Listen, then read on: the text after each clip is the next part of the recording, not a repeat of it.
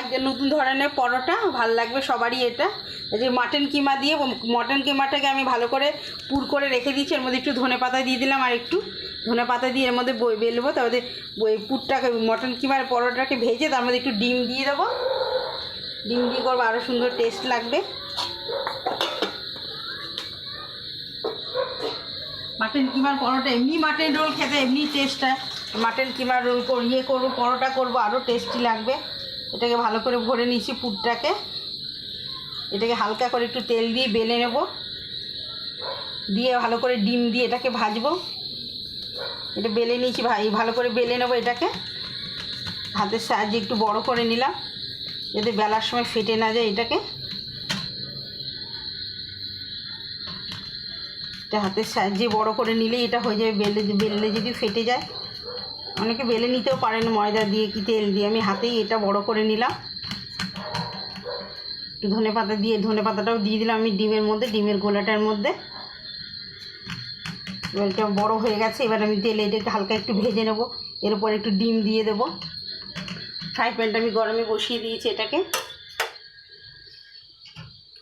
আমি ভেজে নেবো। এটাকে হালকা করে আগে একটু ভেজে নেবো, তারপরে এর মধ্যে একটু তেল দিয়ে দেবো, তারপর ডিম দিয়ে দেবো এর ওপরে। পরোটাটা খেয়ে দেখবেন, মাটন কিমার পরোটাটা খুব টেস্ট লাগবে। এটা এক ধরনের নতুন পরোটা।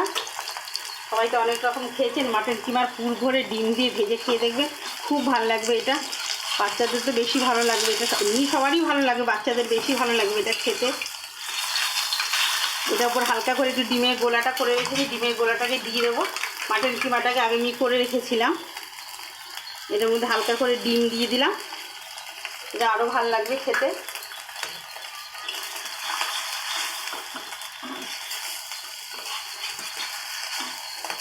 এটা খেয়ে দেখবেন মাটন কিমার ওপরে ডিম দিয়ে, এটা আরও টেস্ট হবে। লাল করে ভেজে নিলাম এটাকে, আর একটু তেল দিয়ে দেবো এর মধ্যে, দিয়ে এটা সস দিয়ে খেতে খুব ভালো লাগবে।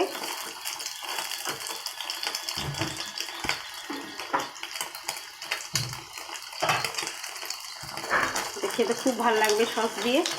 এবার হয়ে গেছে, এটাকে আমি তুলে নেব। দিয়ে এটাকে পিস পিস করে কেটে খেতে দেখবেন খুব ভালো লাগবে এটাকে।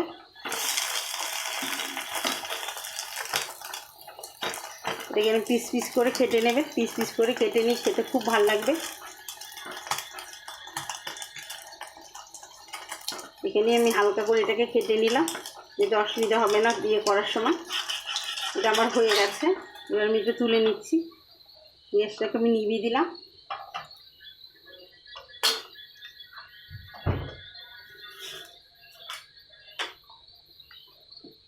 এই যে আমার মাটন কিমার পরোটাটা খেয়ে দেখবেন ডিম দিয়ে, খুব ভালো লাগবে। আপনারা যে যেখানে দিয়ে আমার মাটন কিমার পরোটাটা দেখছেন ডিম দিয়ে, আপনাদের ভালো লাগলে শেয়ার করবেন, কমেন্ট করবেন, লাইক করবেন, সাবস্ক্রাইব করবেন, তাহলে আমার খুব ভালো লাগবে।